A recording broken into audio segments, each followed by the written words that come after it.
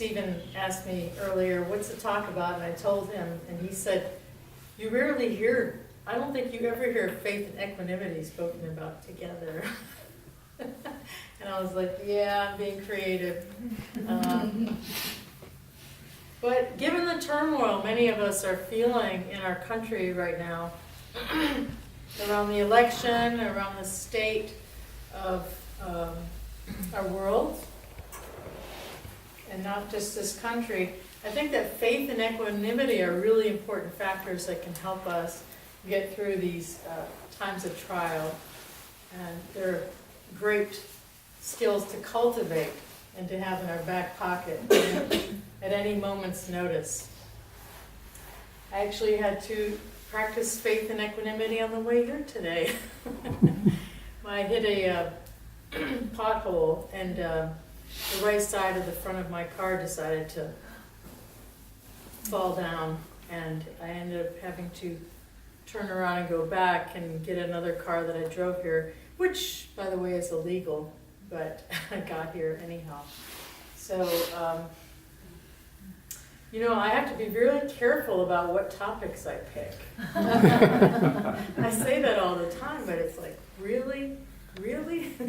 Okay, I have faith that something will happen, and I have equanimity about the fact that right now I'm dealing with a car that's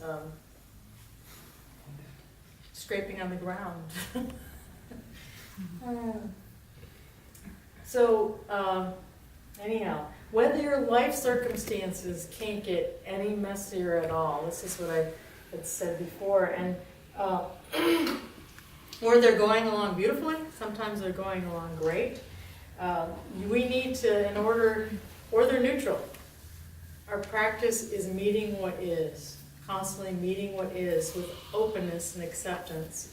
And equanimity, like I had us do during the guided meditation, being equanimous with whatever sensations are coming up, with whatever the state of our bodies are.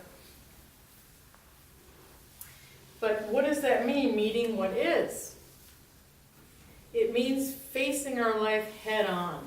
It doesn't mean kind of like, I kind of see what's going on. It's about turning our full attention to whatever is here, right now. Head on. Sometimes life is great and people like us, and we're popular and things are going well. Our car is not falling out underneath it, right? And other times they're really rough, and we think, oh, this can't get much worse. And by the way, don't ever say that. Because usually what happens is life will show you, oh yes it can, it can get much worse.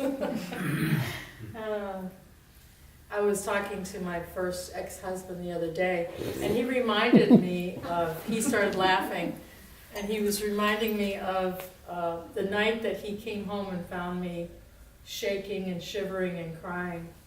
I had the worst. I was a waitress. I was 18, 19 years old, and I'd had one of the worst nights of my life.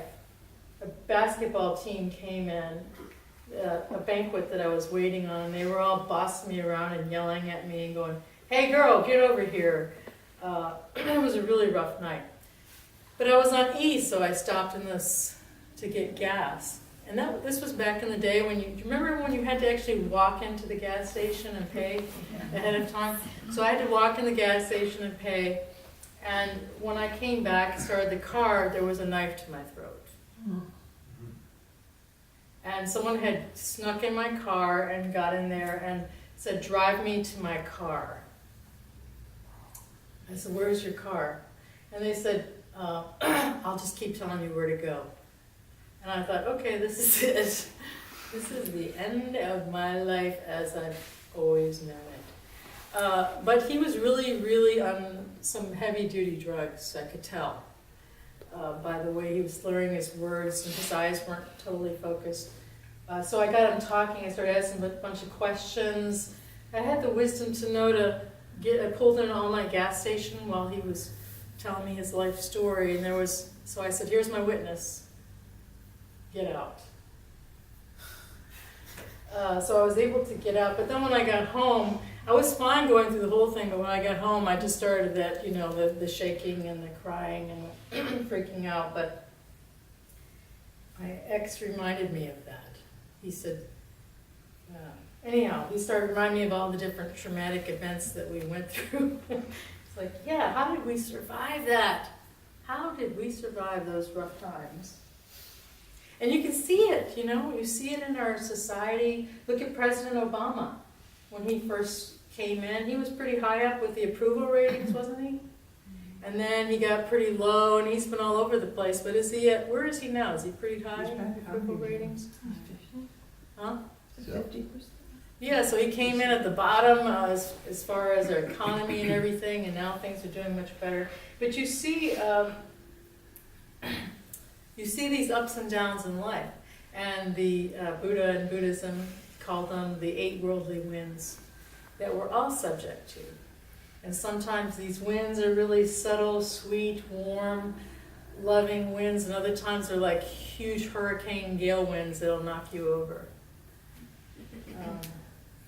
And of course, like I usually say, it's much easier to be with these winds when they're pleasant and beautiful and things are going great, and it's not as easy to be with them with faith and equanimity when they're the gale winds. So how does Buddhist practice help us meet these with faith? That's what I'll be talking about. And of course, equanimity, to me, equanimity and faith go together. So Buddha considered, he called faith saddha, S-A-D-D-H-A, and he had it in all these lists. So it's an uplifting enlightenment factor, so if you can have faith, it'll help you reach awakening or enlightenment, along with joy and energy, they're uplifting factors. Besides the factors of enlightenment, faith is also one of the 5 spiritual faculties. It's one of the 4 streams of merit that'll bring you to awakening. It's also one of the spiritual powers. These are all the lists that faith is in. It's also on the list of wholesome mind states that you want to practice. So it's on 5 different lists, faith in Buddhism, so it's a big deal. It's often translated as confidence or conviction as well, not just faith. But faith in Buddhism can be hard to grasp if you try to bring your concepts about faith from other religions or traditions. In Buddhism, faith is a faculty that needs to be balanced with wisdom, discriminating wisdom. It's really important because it's not a religion. Buddhism is not a religion of blind faith. And it's not blind faith because with blind faith, there's no discriminating wisdom. Right? Without wisdom, faith becomes superstition. Because there's no foundation from which this faith is springing from. That's superstition if you have no evidence or no experience. Wisdom without faith becomes unwholesome cunning to justify the defilements, too. So you need to have them both together. And this type of discriminating wisdom that I'm talking about comes from experience. It's experiential. Right? So in our practice, we're growing, we're learning in our life practice and cushion practice. This wisdom is arising, and hopefully we're learning from our experience. Here's a quote from the Buddha. He said, "Wide opened is the door of the deathless." So the deathless is awakening or enlightenment. "To all those who have ears to hear, let them send forth faith to meet it." So I want to say that this faith is not faith that everything is going to be all right. Because everything is not going to be all right all the time. Right? The bottom of my car fell out tonight. My car is not all right. Right? This faith is not putting your confidence in an unseen God energy that's going to handle everything and fix everything for us. But it's the confidence that each one of us that can meet our experience with a certain semblance of equanimity and open acceptance. That's what this faith is. It's also the faith and the confidence in karma. That all of our past actions, every action we've taken has led us to the karma that we're experiencing today. That's what this faith is. That our actions have consequences and we're going to be living out the karma, not only individually, but as a group, we're going to be living out our group human karma. And can we meet our experience head on with equanimity, with acceptance? We may not like it, we may hate it, we may have resistance to this moment, but we can still face it with open acceptance. Okay, this is really unpleasant. Now I have to deal with the bottom of my car hanging out. Boy, I had no idea this was going to give me so much material. But this comes from our practice, this equanimity that I'm talking about. We're actually cultivating equanimity in our practice. Anybody here had an unpleasant sensation when they were doing the body scan? Yeah? Were you able to see it, be with it, accept it? None of you went running out of the room screaming, so I'm assuming you were able to at some level. So we're cultivating this equanimity, this ability to be with whatever's happening right here, right now. Brene Brown, we're reading her book for the book club right now, Daring Greatly. It's a really good book. But she said, only when we are brave enough to explore the darkness will we discover the infinite power of the light. So our practice calls us to open to our experience with exploration and discovery. Adrienne Mare says, things are not getting worse, they are getting uncovered. We must hold each other tight and continue to pull back the veil. So that's what we're doing as a group and individually, we're pulling back the veil. The Buddhist of this teaching was ehi passiko, which comes from come and see for yourself. Come and see for yourself. These practices call for methodical examination. I said that I called it medical examination Sunday. It's methodical examination. But this practice really demands methodical examination of what is here right now, what's true. Done regularly, Vipassana practice, this meditation practice, helps us let go of the veil of resistance and stress that we feel to unpleasant experiences, as well as the clinging or craving that we get to pleasant experiences. So what we're doing is we're practicing accepting things just as they are. Just as they are, right here, right now. Without fighting, without lamenting, without resisting. What happens is we develop wisdom. Are we going to develop wisdom if we're fighting the moment? If we're resisting it, if we're hating it? No, we're cultivating more resistance. But when we can open to it, wisdom can flow through freely in the space of acceptance. And ease and equanimity, too, with whatever is. This form of equanimity is sometimes compared to grandmotherly love.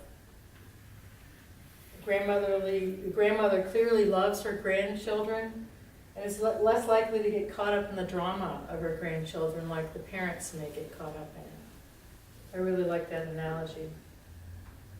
But most Americans really resist difficult emotions, mind states, and body states. I would say that probably most human beings. But I can't speak for a lot of other cultures. But mindful awareness, that's what we're cultivating here. And the kind of mindful awareness that we're hoping to cultivate is this warm, friendly engagement, this grandmotherly love, this engagement with the present moment. So it's not just about turning to our experience and accepting what is. Can we bring this warmth and gentle, caring attention to whatever is? So a lot of people misperceive equanimity as dry neutrality or cool aloofness.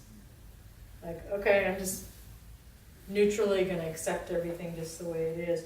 But mature equanimity actually produces a radiance of warmth and this caring and this loving attention. The Buddha described equanimity as abundant, exalted, immeasurable, without as hostility and without ill will. So what's the role of our practice? We're sitting here, we're looking at the moment, we're developing curiosity about what's here, and we're choosing not to buy into the imaginary matrix that the mind creates through its mental proliferation.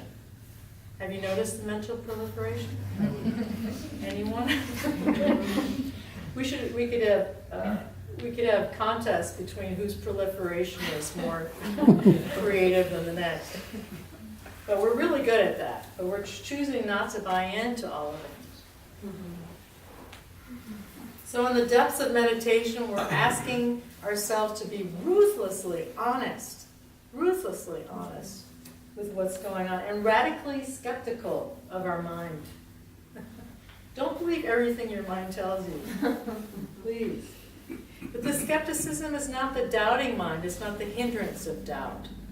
It's more about, okay, wait a minute, I want to see this clearly. Can I really look at the depths of this thought or this belief or this feeling or this emotion? Not the way I think it is, not the way I want it to be, but the way it actually is, right here.